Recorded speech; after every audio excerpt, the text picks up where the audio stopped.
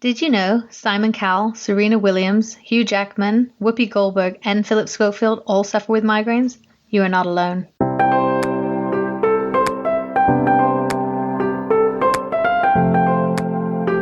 Welcome to the Heads Up podcast, brought to you by the National Migraine Centre, the only UK charity treating migraine and headache. Hello, and it's me, Dr. Jessica Briscoe. I'm joined with Dr. Katy Munro today. Hello. Hello. Hello. And we are going to be talking about triggers. Oh, yes, triggers. Migraine sufferers need to think about triggers, but there are some things which are more likely to cause you a migraine than others. And so we're going to talk about the most common things first. Yeah. So the one I think the way I always start thinking about it is the fact that actually triggers are often multiple. So it's very rarely just one thing that causes migraine.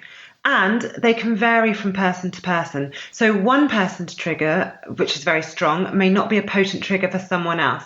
So it's important to talk to people about triggers, but don't expect things to react with different people in different ways, basically. I think sometimes people think that if they can find the one thing that gives them a migraine, then they'll be fine and be able to stop it. And it's never that simple, unfortunately.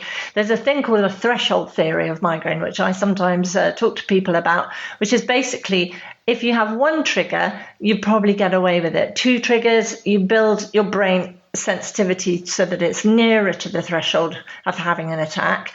And then 3 or 4 things all changing at the same time. And we know the migraine brain is sensitive to change. And so it might be a whole different combination of things adding together to push your brain over that threshold. And that's when you get your attack. Yeah, if you have a look at the website, there's actually there's a diagram which shows exactly that process happening. Yeah, I like that diagram. It's quite helpful.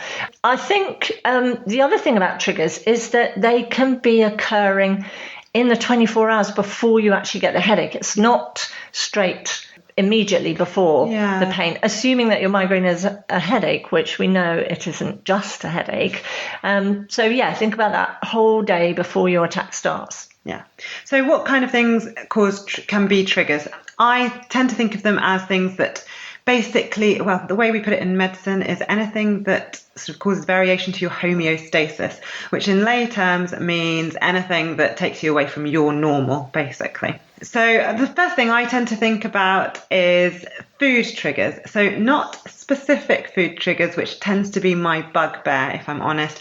Not things like cheese, chocolate, citrus, which everybody blames on their migraine, but actually is usually caused by a craving just before the attack starts. No, it's changes in blood sugar level. Now, if you think of the fact that sugar is the fuel for the brain, if you're someone who suffers with migraine, your brain is much more irritable or irritated by changes in that blood sugar level. So any rapid movements up and down. You want to be keeping that blood sugar level much more even. And you do that by eating nice and regularly, not skipping meals, and sometimes by having a snack before bedtime to stop that level dipping down too low. Yeah, the other time when the blood sugar can go zooming down is when you're doing some exercise. And so exercise can be a trigger, and that's partly, I think, due to the blood sugar going down. Yeah. Sometimes people get dehydrated during exercise because they haven't drunk enough water. But sometimes just the exercise itself. Although in other general terms, exercise is a good thing, but it's more little and often rather than doing a sudden burst of intense exercise and then not doing anything for another fortnight. And what do you think about caffeine? Caffeine, I love talking about caffeine. It's quite interesting, isn't it? So everybody likes a coffee, or at least some people like a coffee. Some people like to have half a dozen coffees. And if you do that, you will tend to get headaches from too much caffeine. So caffeine overuse headache is definitely a thing. If you then decide to stop all those coffees and go cold turkey, you'll get caffeine withdrawal headaches.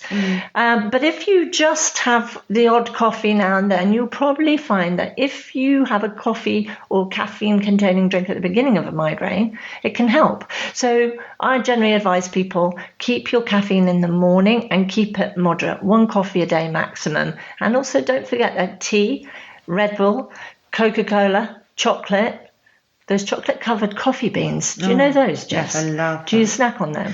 They have a lot of caffeine in them, actually. I don't, because I drink too much coffee already. So you can have decaf, but even decaf actually has a little bit. Yeah. So herbal teas in the afternoon, like red bush or other things, it can be quite useful. And also they don't interrupt with your sleep. So talking about sleep. Yep, sleep is another big trigger for some people.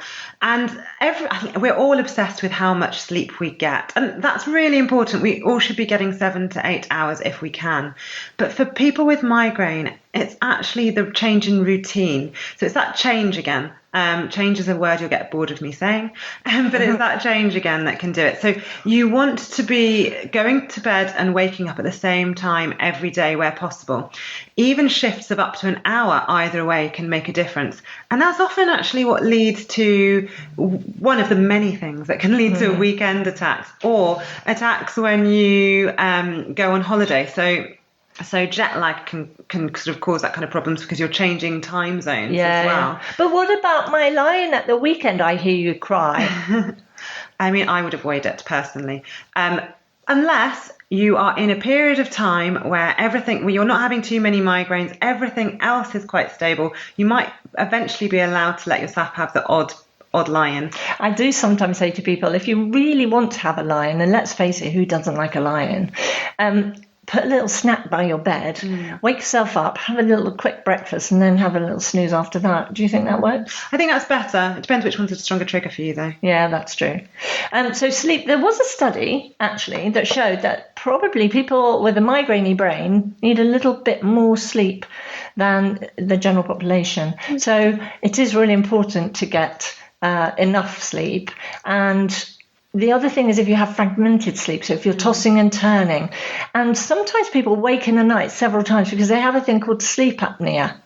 So do you see many patients with sleep apnea? I'm seeing more and more. I think it is becoming more. I don't think we're very good at diagnosing it, but it's certainly something that I found can make people's migraines a lot worse.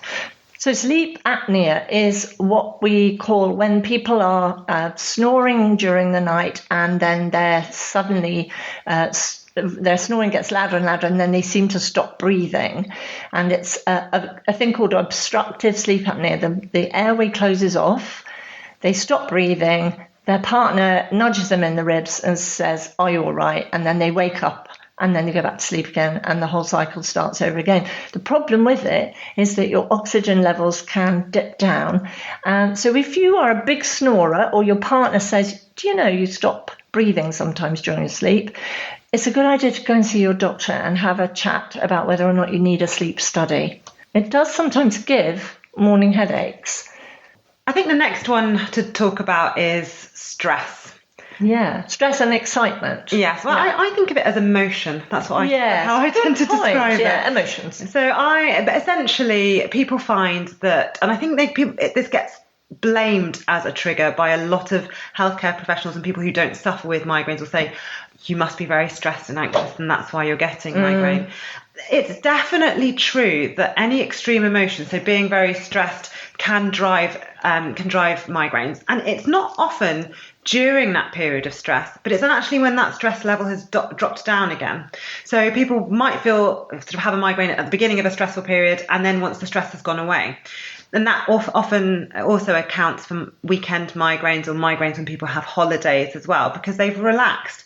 And personally, I think it's a hormonal response. So when people have quite a big emotional, they feel really excited, really angry, happy, sad, or upset, their emotions, their adrenaline and cortisol levels go up. And then once those emotions have gone out, they drop back down. And I think it's those levels. So we're back to change again, aren't we, really? So it's change. And of course, at the time that you're stressed or excited, other things can be changing. Yeah. So it might be you don't sleep quite so well, or you don't eat quite so regularly, or that you're running around, or you might have neck and shoulder tension because of being a bit worried about something, or all sorts of other things can be changing. So it's never quite straightforward.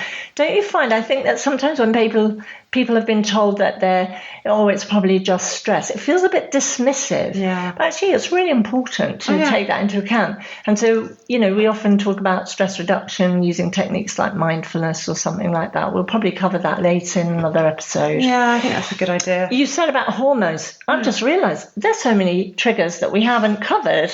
Hormones, weather, light glare, illness, neck and back pain. Yeah, I mean, literally, if you have that sensitive brain that migraine sufferers have, change of any sort of thing in your internal environment or your external environment can add together to irritate your brain to cause you to have an attack. So we'll probably come back and talk about some of those in more detail in future episodes. I think that would be a good idea. I feel like we've only just scratched the surface. Yes, indeed. Charlotte and Swati spoke to some of our patients about migraine triggers. Here's what they had to say. Hi, Cara. Thank you for joining us. So today I want to know from you what are your migraine triggers? I'm still trying to figure them out, even after having migraines for such a long time. But for me, I find if I avoid gluten, that really helps. Okay. Really bright lights can sometimes trigger a headache. So if I'm driving in the sunlight, sometimes the impact of the sunlight will do that. Mm-hmm. Okay. Really strong smells or strong sounds. Okay. Yeah, which are harder to avoid. Yeah. Mm-hmm. So how do you go about avoiding these triggers? How do you manage your triggers, basically? They're pretty hard to manage. I can imagine. Yeah. But I tend to wear sunglasses a lot. Okay. Even inside, which sometimes gets you funny looks in the Tesco, but that's okay. I usually will use my computer with the light turned all the way down with a colored filter over it, because that helps sometimes with the light. And I often will wear headphones when I'm out in the world so that the noises don't bother me as much. Oh, perfect. Mm-hmm. Thank you for talking to us about your triggers. Thank you. Oh, thank you for having me. Thank you, Cara and Swati. That was really great. I'm now talking to Norma about her triggers. So what sort of thing started off your triggers? When did you start getting a migraine, and do you know what Well, I first started getting migraines when I was 16 and I started my first job, and I had absolutely no idea why suddenly the clock half disappeared, and then when I looked at my typewriter keys, they also disappeared. That must have been quite scary. Yeah, it was. And so I just wouldn't be able to see. Things just got blocked out, and then the little zigzaggy lights would start, and that was my aura. So you think maybe that sort of stress of starting your first job and being a little worried about it? I do think so. I also thought I should mention my mum and dad used to have the same type. Oh, right. Oh, so maybe you kind of, at least that helped a little bit know what it was like. Both my mum and dad having it. And so did anything else sort of bring on the auras, do you think, or was it? I don't think, not in those days, but as time went on, things change. I also think the aura ones could be brought on by... if I was doing a crossword puzzle, seeing the black and white. Oh, yeah, the little checkered kind of. Yeah. And also... like in winter when it snowed and looking out at the bright snow, that could set off an aura. So it could be almost light sensitivity a little bit. Yes, I think so. Yeah. And so what about when you actually have like a migraine attack? Do you know what sort of brings that on with the head pain and does... Well, with the aura one, once the zigzaggy lights go, that's when the head pain comes on. But then my migraines changed after I had my first baby. And I didn't realise they were migraines at all. But my head used to be so bad, but I didn't get an aura with it. I could also get vomiting. Oh, right. And just really So do you think that was like, do you think maybe the trigger then could have been maybe even hormonal? Because you obviously had the baby and things changed. Yeah, I think it was hormonal for sure. But it was a different type of migraine. So anything else sort of you think might trigger from then on? Definitely.